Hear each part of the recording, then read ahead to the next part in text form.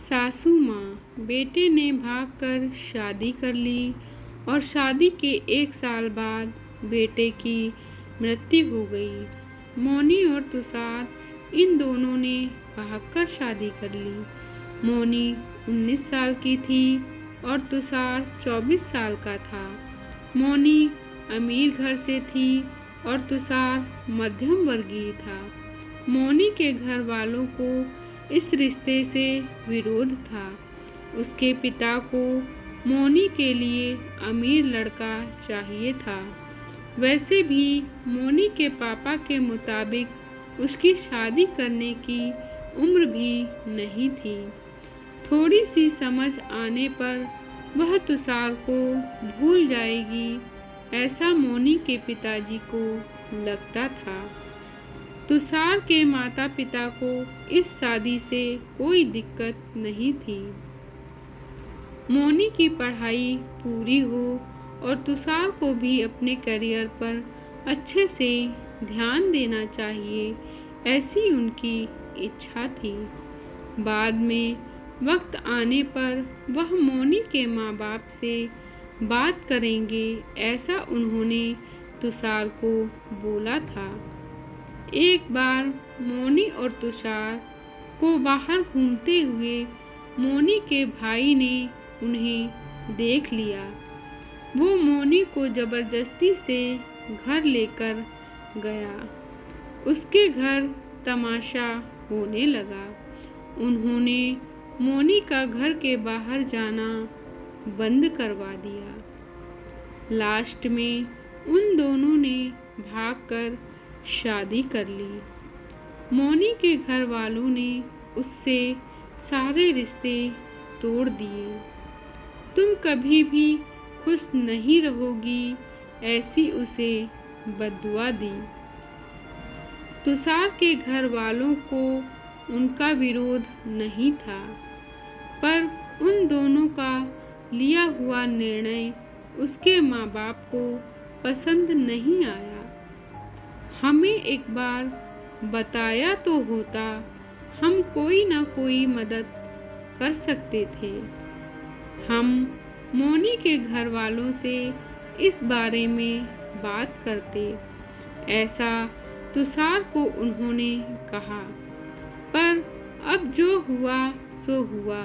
उन्होंने मोनी को बहू के रूप में स्वीकार कर लिया। मोनी और तुषार को लेकर वह मोनी के मायके में भी गए, पर मोनी के पापा अड़े हुए थे। उनको मोनी की चेहरा देखना भी पसंद नहीं था। पापा के खिलाफ जाने की माँ की हिम्मत नहीं हो रही थी।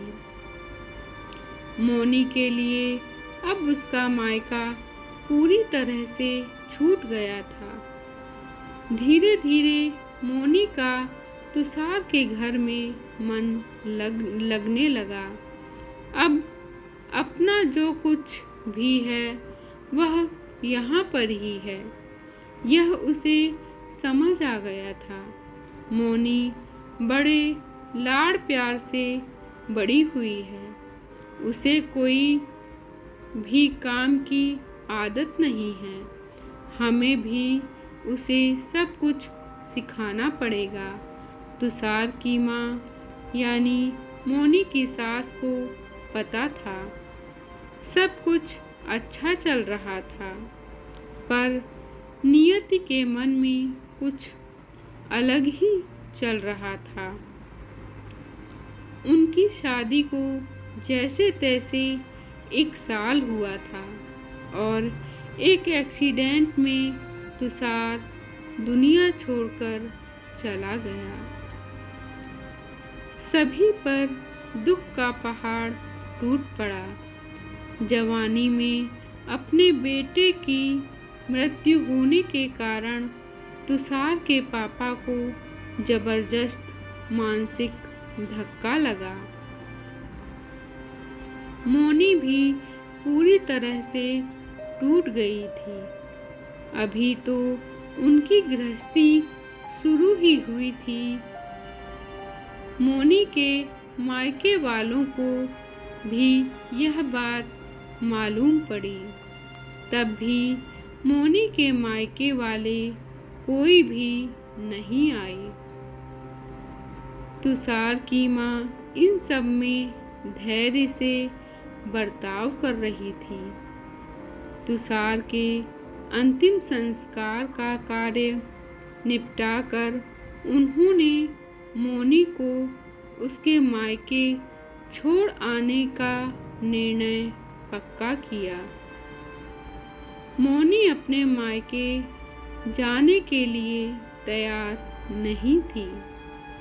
उन्होंने मोनी को बहुत समझाने की कोशिश की। बेटी, तुम्हारे सामने पूरी जिंदगी पड़ी है, इसे बर्बाद मत करो। मैं बात करूंगी तुम्हारे माँ पापा से। ज़रूरत पड़ी तो मैं उनके पैर तक पकड़ लूंगी। उसे समझाकर वह उसे उसके मायके लेकर गईं, पर वहाँ भी उन्हें निराशा ही मिली। उसके मायके वालों का गुस्सा मोनी पर से कम नहीं हुआ था। तुषार की माँ ने बहुत मनाने के बाद भी उन्होंने मोनी को माफ़ नहीं किया। उसके पापा ने कहा, आपको वह बोझ लग रही होगी तो उसे कुएं में ढकेल दो। तुषार के माँ पापा मोनी को वापस घर ले आए। मोनी के वापस घर आने से घर के बाकी लोग थोड़े नाराज थे। अब मोनी को कोई भी खुले मन से स्वीकारने को तैयार नहीं था।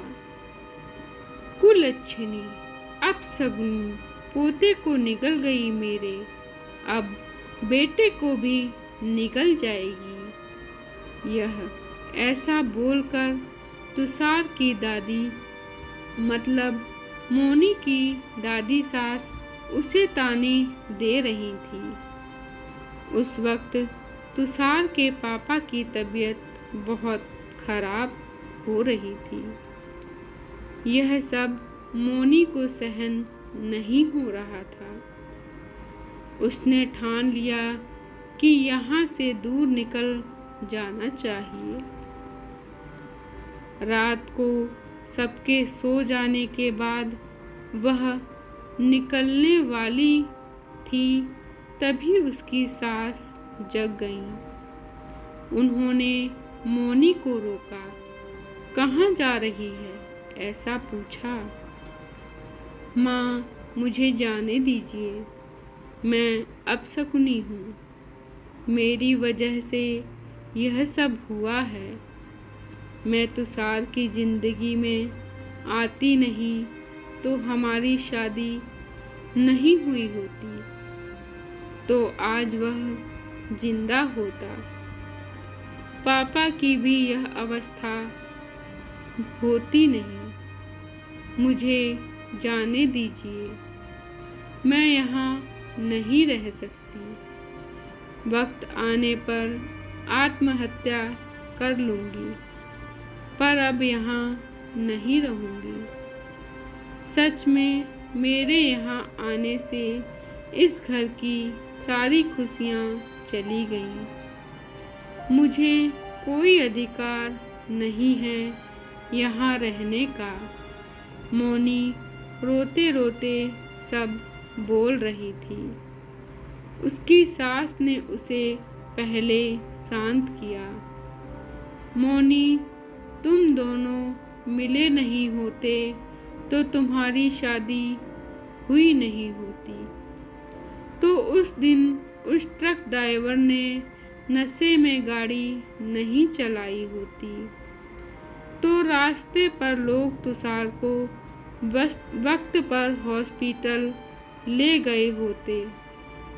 तो बहुत तो है बेटा, और अब वक्त निकल गया है इन सब बातों का विचार करने का। तुषार तो मेरा बेटा था, मेरी क्या अवस्था हुई होगी। इन सब के बारे में एक बार भी विचार किया क्या तुमने? वह तो चला गया और अब तुम भी छोड़कर चली जाओगी मुझे। मौनी, तुम मुझ पर बोझ थी, इसलिए मैं तुम्हें तुम्हारे मायके छोड़ने नहीं गई थी। तुम्हारे सामने पूरी जिंदगी है। किसी के चले जाने से हम जीना तो नहीं छोड़ सकते। यहाँ से ज़्यादा तुम वहाँ पर खुश रहोगी, क्योंकि यहाँ तुषार की यादें तुम्हें हमेशा दुख दूंगी, ऐसा मैं सोचती थी। पर जाने दो, जो हुआ सो हुआ। अब तुम अपनी पढ़ाई पूरी करोगी। मैं हूँ तुम्हारे साथ और चिंता करने के लिए मैं हूँ। तुषार के जाने से हर कोई परेशान था। हर किसी का बोलने का तरीका अलग हो गया है। तुम्हारा दुख मैं अच्छे से समझ सकती हूँ, पर अब तुम्हें संभलना होगा। लोगों का बोलना नज़रअंदाज करना होगा तुम्हें। मन लगाकर पढ़ाई करनी पड़ेगी। तुम कोई भी गलत फैसला नहीं लोगी, इसका मुझे वचन दो। मैंने मेरा जवान बेटा गंवाया है और अब बेटी को खोना नहीं चाहती। सास की बातें सुनकर मौनी को रोना आ गया। उसने सास को गले लगाया। माँ, मैं कहीं नहीं जाऊंगी आपको छोड़कर। आप जैसा बोलोगी वैसा ही करूंगी। मौनी की सास भी मन भर के रोई। आज पहली बार उनका दुख फूट फूट कर बाहर आया था। आगे मौनी ने मन लगाकर पढ़ाई की। बहू नहीं, उस घर की बेटी बनी। बहुत सारे ताने, बुरी बातें सुनी। उसके हर एक राह पर उसकी सास उसके साथ थी। वो दोनों एक दूसरे की ताकत बनी। मौनी IAS अधिकारी बनी। अब उसे दोष देने वालों का मुंह बंद हो गया। मौनी के मायके वालों को भी ये खबर पता चली। उसके पापा के सिवाय मायके के बाकी लोग उसे पूछने लगे थे। सास ने अच्छा जोड़ीदार चुनकर मौनी की दूसरी शादी करवाई। शादी के बाद भी मौनी अपनी माँ को कभी नहीं भूली। सास की अंतिम काल में भी मौनी रात का दिन करके सेवा में हाजिर होती थी। सास के रूप में मौनी उसकी जिंदगी खरे अर्थ से जीना सिखाने वाली माँ उसे मिली थी। पर सच में मौनी की सास जैसी ऐसी कितनी समझदार औरतें और समाज में हैं, जो एक चौखट के बाहर जाकर सोचती हैं और दूसरों का आधार बनकर उनका जीवन सफल करती हैं। धन्यवाद दोस्तों। आपको यह कहानी कैसी लगी कमेंट बॉक्स में ज़रूर कमेंट करें और कृपया हमारे चैनल को लाइक करें, शेयर करें, सब्सक्राइब करें। धन्यवाद।